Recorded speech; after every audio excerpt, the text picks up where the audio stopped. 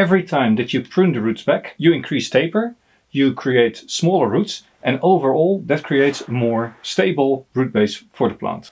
And this is why it is key to work your tree every couple of years. Growing out trunks in the garden is a really nice way to get big fat trunks, but it does require a little bit of maintenance every couple of years. So every second or third year I prune back the tree, and I also lift them to look at the roots, prune them back.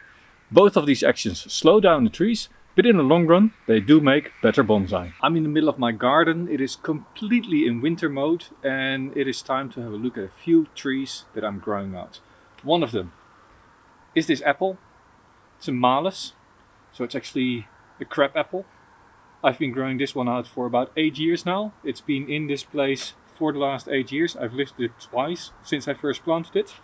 And the other is this linden tree. This linden tree I planted here also about 8 or 9 years ago. It has also been lifted 2 or 3 times. And last year in a video I pruned it all the way back. If you compare the scenes from last year and this year, you can see it has grown tremendously.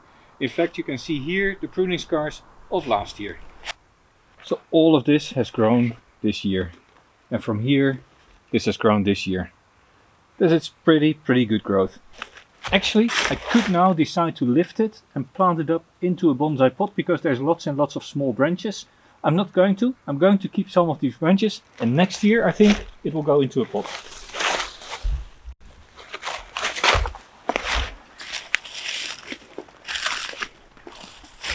I don't think you can tell what the tree looks like. Let me lift it and then we'll take a look.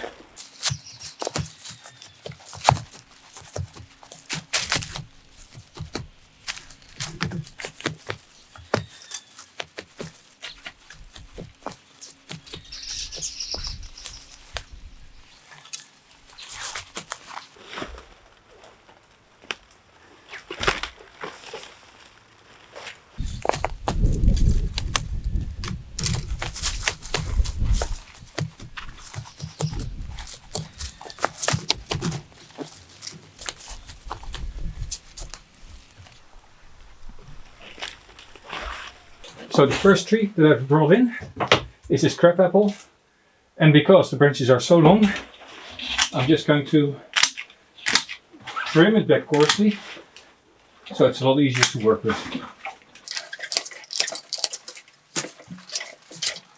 A lot more manageable. Right, now let's have a look what the tree looks like. Quite often what I do with these plants is that I plant them onto a piece of shield. And in this case there's a little hole in the shield and a root has grown through it. Can you see it? Right there. So I need to clip this root. And hopefully this can just pop off. There we go. So this is what I use in the bottom of a plant to make sure that the roots are forced out more or less horizontally. And that is the reason why you see these big heavy roots all growing quite horizontally away. Now that the roots have become quite established, I don't need this anymore. What I also see is that there's a lot of roots here forming high up. And I actually want to remove all of those because they are ruining the Nebari that I have right now. But first I'm going to take away a little bit of this old soil. The only reason why I'm removing it is because I want to see the Nebari as I'm growing it now. And I want to see where the roots come from, but also where these suckers all come from. Because all of these I'm going to remove now. I'm going to bring it back to the main trunk line. So now you can tell here that all these roots have actually grown above the original root spread. I don't want to raise the root spread, so I'm going to remove these roots here to get back to the original trunk line that I have here. Then I have these suckers that come up from the base, and I'm also going to trim these off. Here the big one actually has roots, so if you wanted to have more plants, you could just clip it off like that and say, look, I've got a new plant to pot up. But I in fact already have way too many plants, so this is going to go. Here the same, just remove from the side these suckers that come up. And then we have cleaned out the original Nebari, and the root spread is back to where it was. So this is what I was after originally. Now you can also see how thick actually this trunk already is. This as well is superfluous. I don't need it. It was just there to thicken the base.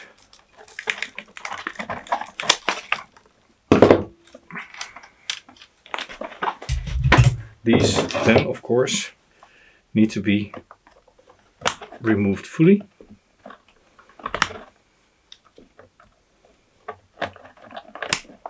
So that they can close over a little bit better.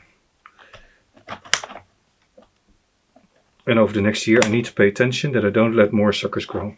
So with the base here lightly corrected, I'll need to clean this up a little bit better. There's still lots of little bumps here. Can clean this all off, right?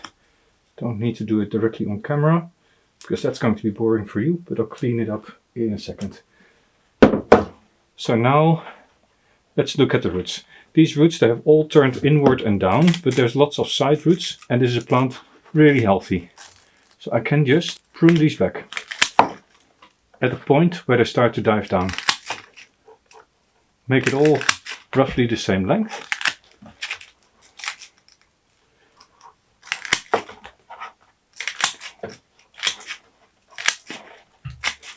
Then there's these very big ones that I also need to remove. Prune them back, just like that.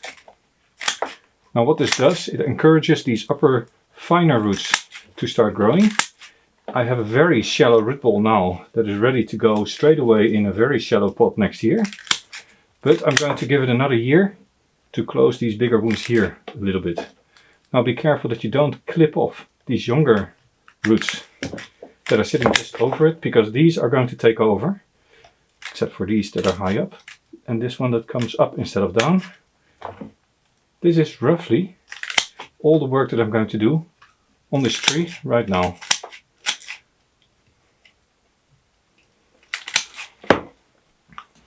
Now I can still go and look at the potential front. I think this was the original front that I had in mind. And then this branch is getting very, very heavy, growing up and away. So that can go. This one is also quite heavy. Then I can reduce the younger branches so that it doesn't become too big a tree next year. Just like that.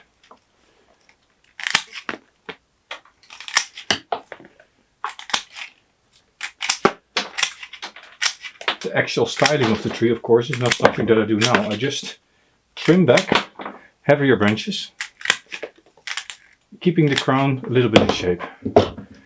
This is now the tree as it can go back into the garden. A little bit of cut paste to aid in the healing. This really is all that needs to be done at this stage. The root ball is very nice and flat. I could, of course, take a big root like this one here and say, okay, this is too big, and it goes across several roots, and just take a little bit out again. But that's minor details which can also work next year. Now, by removing all these big roots, all these smaller roots have a chance to develop over the next year. These cuts will close a little bit further over the season, but as you can tell, they are sitting mostly on the side, so as they heal over, you won't actually see them. So what you now can tell is that the repeated pruning back of the roots and the main trunk has helped enormously in creating a very nice flat root ball. I only had to remove a few of the bigger roots here, but I have lots and lots of fine roots and it's very shallow. And I'm getting a little bit of taper in this tree. Once this is potted up, it will look pretty decent. At that time I'll decide whether this is going to go or whether it's going to stay. Originally it was intended as a sacrifice branch. I'll let it grow for the rest of the year, and next year I can pull it out and start thinking about a container, maybe something like this one. Plant it up for another year, and then it can go into a bonsai pot for further development. Now for this linden tree, of course the same thing is true. Interestingly, with this linden, here I had a lot of dieback because of a low branch that was removed all the way into the soil. But if I turn it around, the trunk still looks pretty decent. So I'm going to have to look at this tree. What is going to be my optimal front later on. But for now I'm just going to remove the very long runners, and I'm going to cut back to smaller side branches and then cut back again to individual buds. This branch is the continuation of the main trunk, and I'm not going to prune it back, but I am going to prune back the individual side branch here. And then I'm going to go through the tree and remove long runners on the side, heavy branches, because now I want to encourage the younger branches on the tree to start growing over the next season. So I'm really consciously pruning back to thinner branches. Normally I do this out in the field and not inside next to the camera. This is a side branch that I'm going to keep. For the roots, actually it is the same story as before. I want to remove everything that is heavy and growing down. Here you can see all these branches, all these roots are pointed down and they can go. I really don't want downward growing roots for a bonsai. So already during the field growing stage, you have to actively remove those roots every single time that you work the root ball. And this is why it is key to work your tree every couple of years. Otherwise the roots get so heavy and you have very little in terms of side roots that you can't do this anymore. Right now you can see how big the roots are that I am clipping off. But you can also see how many small side roots are still available to the tree. Now it is completely flat. Let me take a root hook, remove a little bit of soil. And by removing a little bit of soil you can see how nicely shaped this root base actually is coming along. Here, as said, it died back, but here there are lots of roots at the lower base that will keep it alive, and over time this might even close. Lots of nice roots. Flipping it around, so this was originally intended as the back of the tree. This is also a really nice potential front. Bark is fairly unblemished, very nice taper. You've got a nice first branch and a nice second branch. This can still remain the top, so I can cut it off here. Yeah, maybe this will actually be my new front once I plant it up somewhere in this area. Also here the roots are not great for the front, so once I pot it up next year I'll have to see what I do. But for now, this is developing nicely. There's also something to keep in mind when you're growing in the field. Don't make too many plants for the tree, because nature is unpredictable sometimes. You can make some predictions on what will grow and what not, but you can never be sure how it develops, because something might just die off because of an incident or a drought or an insect. You never know. I still think this looks pretty nice as a potential front. I might have to remove some of these branches. The scar is maybe a little bit too much for some. But the Nebari has such a nice shape here. So this also is going to go back into garden for now. Every time that you prune the roots back, you increase taper, you create smaller roots, and overall that creates a more stable root base for the plant. Some people will refer to this as the shin of the tree, or the heart or the soul. This is where all the young roots emerge over time if you prune back frequently enough. If you now look at the bottom here, you can see some very big roots were cut off, but it is not a concern because there's lots and lots of small feeder roots. This is an essential part of the process of growing trees out in the ground. Lift them every 2 or 3 years, work the roots, prune them back to smaller side roots, align the roots in a radial fashion so they all grow outwards, then plant them back into the ground. So this was just a very quick update on how I treat the trees that are in my growing bed. I do this now in late December, early January when the weather is nice. We're not expected to get any frost for another 2 or 3 weeks. Then this will be back in the ground. All the roots nicely spread out on the soil surface.